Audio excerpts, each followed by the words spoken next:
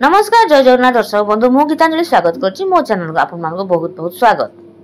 भगवान पाखरे कांदुआ द्वारा कौन होई थाए माने की संकेत मिली थाए से विषय आसंतो हमें जानिबा।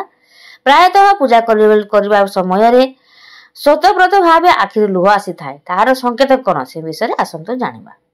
आपण ठाकुर घरे पूजा करुवा समय रे कौन आपनक आखिर लुह बाहरी पडुची आज मु आपनकु किछि खास रहस्य विषय कहवा जाउची जहाकु जानिबा परे आपण बुझी पारिबे कि केउ अजଣା शक्तिर कृपा आपनक ऊपर रहिची। तेबे आसंतो से विषय विस्तार रूप रे आमे जानिबा। पौराणिक मान्यता अनुसार ब्रह्मांड प्रथमे अंधकार रे भरी रहितिला तापरे एक विशालकाय शिवलिंग प्रकट हैला जहा फल रे विश्व ब्रह्मांड आलोक एवं ऊर्जा रे भरी गला। तापरे ब्रह्मांड रे पदार्थर निर्माण हैला जेउथिरे धातु अग्नि वायु जल आदिर सृष्टि हैला। सेति पई कहा जायछि एही सब गुडी करे भगवान शिव विराजमान अछंती। जेतेबेले आपण ठाकुर पूजा करूछंती सेतेबेले आपणक मन ठाकुरक पाखरे रहिबा उचित। एहा द्वारा आपण ठाकुरक भक्ति करिबा सहित निज आत्मा और मन को स्थिर एवं शांति देउछंती। प्रत्येक निर्जीव एवं सजीव वस्तु मध्य ईश्वर वास करिथांती।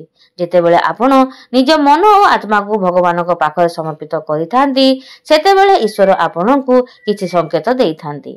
आपण ठाकुर पूजा करुवा समय अनुभव करिवे कि आपनक आखपाख वातावरण सकारात्मक ऊर्जा रे भई जाई थाए।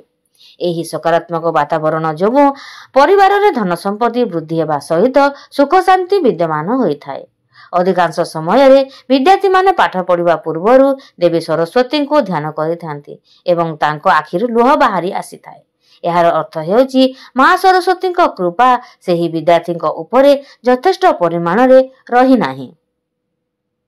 बेले बेले आमे कोनोसी धार्मिक आलोचना बा ईश्वर को संबंधी कथा सुनिले आम मन रे ईश्वर प्रति गभीर विश्वास एवं प्रेम जागृत होई थाए। सेतेबेले मध्य आखिर लुह बाहरी पड़ी थाए। आज आम आपण ईश्वर द्वारा दिया जाता किसी खास संकेत विषय कहवा जाऊँ। जदि आपण ठाकुर को ध्यान करुवा समय आपण आखिर लुह बाहरी जाऊँगी ताहेले यह ईश्वर शुभ संकेत अटे।